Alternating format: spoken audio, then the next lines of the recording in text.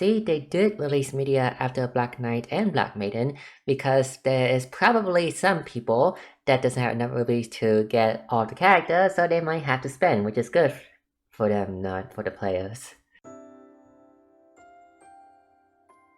Mydia, the only relevant character inside Celestia, besides Sedu, is a stat DPS, well not DPS, she's a stat support. She can do damage, but her damage is more like an extension of the other DPS damage though. Mydia is a stat support that has FUA, and most of her kit is focused around just hitting the enemy or inflicting them with stab. She has skill that inflict them with stab weakness, and she also has skill that can buff your team, but her main role in doing all of this is not for damage. It's for breaking the enemy's shield as quickly as you can. For multi-hit option, you have a lot of multi-hit option. All of them has the Sazando's weakness exploit, as in Fire and Light. Sacred Church, Sacred Flame is always Fire and Light. Anyway, you can either go for the 6 hit, the enemy is weak to 1 of 3 weakness, either Staff, Fire, or Light.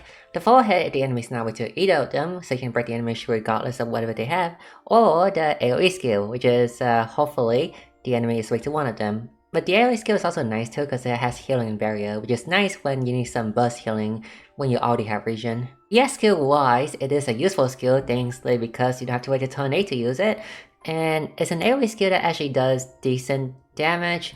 However, it's not really worth it, like she's not a DPS, and like, unless you want to do like 4-hit AoE, then you do a 4-hit AoE, but overall you can just use your 3-hit AoE.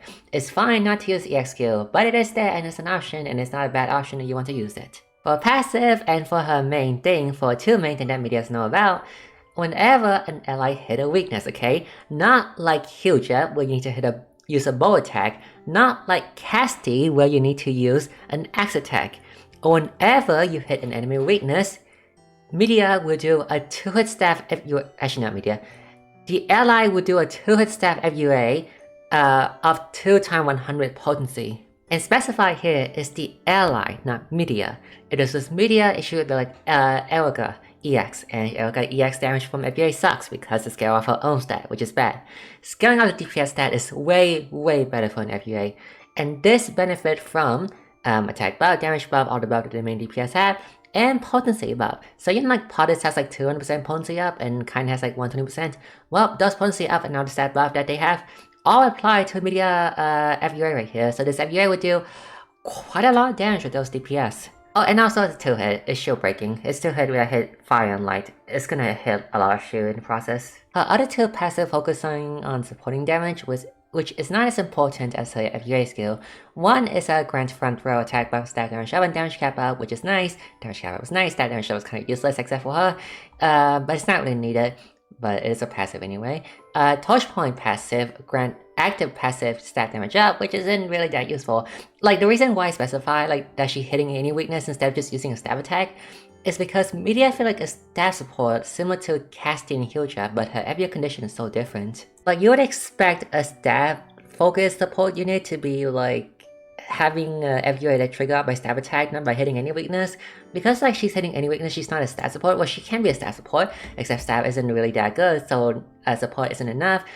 She just ended up being a very strong generalist physical DPS support. So 10 hit. Staff also hit Fire Light, also grant the entire team 20% attack up and physical damage up. That's because its ult is stacked with other buff and it's 40% total, so it's extremely good. For reference, Signa debuffs 30% off defense on the enemy. That's only 30%, this is 40%. So in terms of like offensive stat for more damage, this is way stronger than Signa ultimate defense down. And of course, because this is a strong ultimate, you always want to awakening this ultimate first. This ultimate, you want to have 2 use of it, and you also want to have charge it as fast as you can from the boost point. So she'd benefit greatly from having awakening ultimate. So make sure to get that first and then get A1. Her A4 isn't that mandatory by stat, but like if you have 1 extra stone, then just go for A1, I guess, after using your ult stone. For Mydia, I give her a 10 out of 10. Rarely you don't get a 10 out of 10 unless they are really good, like Shana, Potus, or Mydia. Potus might fall off though, but Mydia supports, so her 10 out of 10 will stay for much longer. Overall, she is a support that shave out a lot of shield, buffing a lot for your entire team, physically mostly, and also extending the damage with the turret of UA that can scale off the main attacker stat. This is why Mydia is so good for physical team. She is still meta for physical team only in JP, even though magic is also kind of dominating, but she is still very, very strong. So you can please get her, okay? She's not as a must-have as Shanna is. Honestly, I would give Shanna 11 out of 10, but still get her because Mydia is really, really strong. And also, you pair with someone like Black Maiden or Medusa EX, she can just like weakness bypass and just like hit the enemy weakness regardless of whatever they have.